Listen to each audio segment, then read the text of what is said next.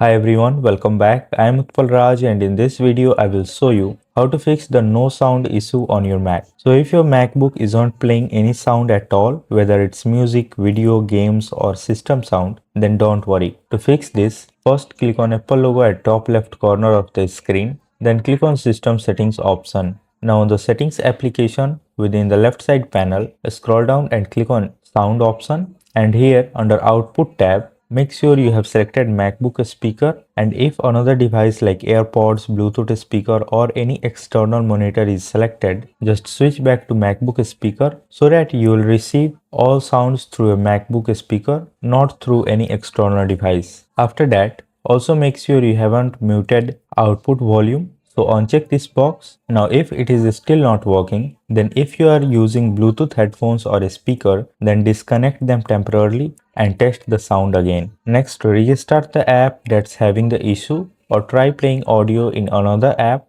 to check whether the problem is system-wide. So if this video helped you in any way, make sure to like it, share it and subscribe to this channel. Thanks for watching.